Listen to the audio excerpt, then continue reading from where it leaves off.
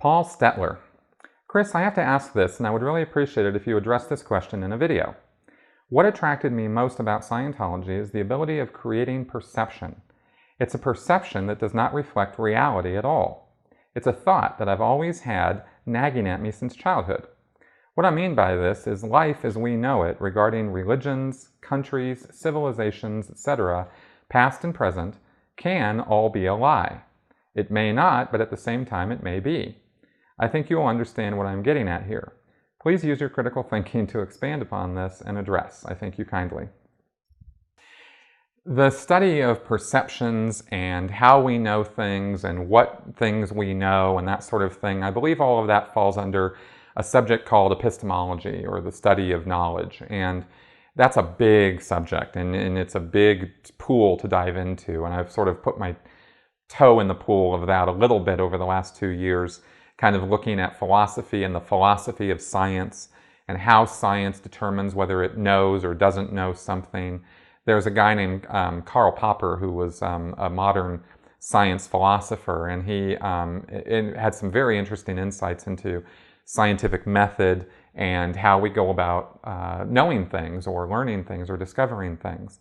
And of course, there's a lot of psychological studies about this, and we talk about it in terms of confirmation bias and the cognitive dissonance and these words we use that come out of psychological studies to talk about how we perceive things or how we decide to know or judge things, right? So there's this huge field to it. I'm only skimming the surface when I'm using words like that or talking about it in those terms. And you can really dive in because, you know, how do you trust your perceptions, right?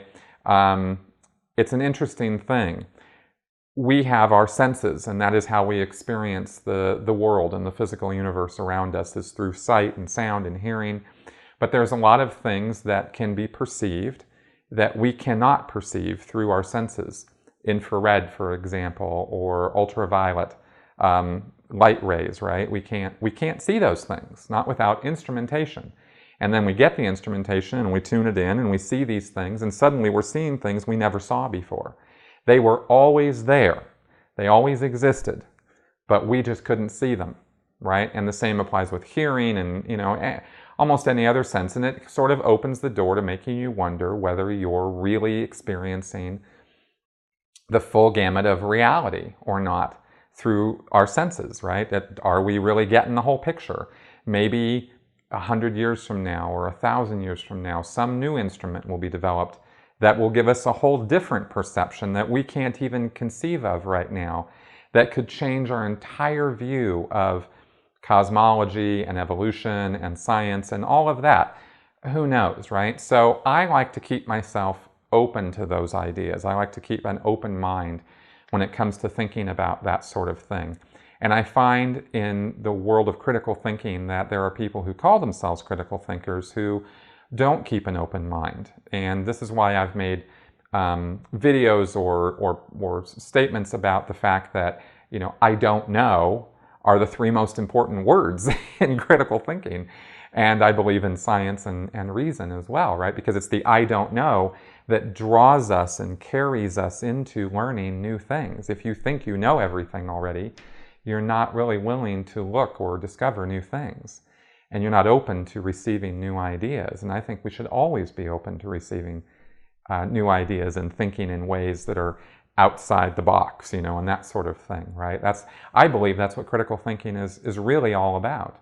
And it's, you know, and there's various opinions about this, you know. I mean, conspiracy theorists think that critical thinking means you're always challenging authority and you can never trust anybody and this sort of thing. That's sort of what I get from them, is I'm a critical thinker because they don't accept the party line, right? Well, sometimes the party line aligns with the evidence to hand, right?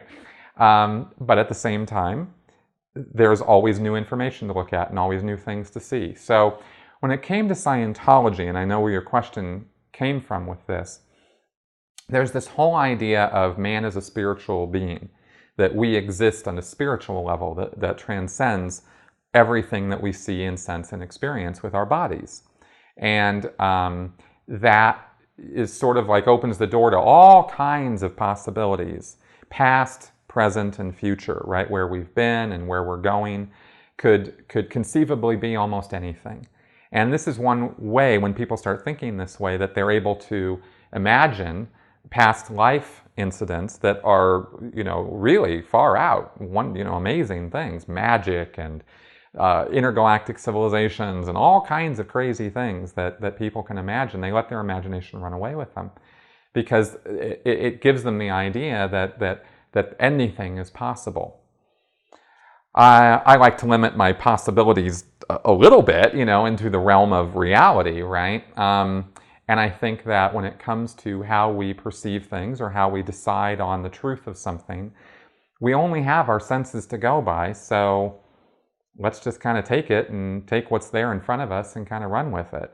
And let's kind of skip a lot of the, deep philosophical epistemology arguments about, are we really seeing what we're seeing? Maybe this is all a dream, all these kind of non-falsifiable ideas that you can't ever prove or disprove. And so they're sort of fanciful ideas, but they don't really get us anywhere. And so I like to try to ground my thinking in reality, and that's where my critical thinking tends to take me in the direction I tend to go. Otherwise, I feel I'm going from critical thinking into philosophy and religious concepts and things like that, and I'm open to those things, but I don't think that should rule our life or be a substitute for the four walls around us and the reality of the world that we live in. So that's probably about the most philosophic tirade I've ever gone on. So I hope all that made sense. And really, what all I'm saying is, hey, let's just keep it real.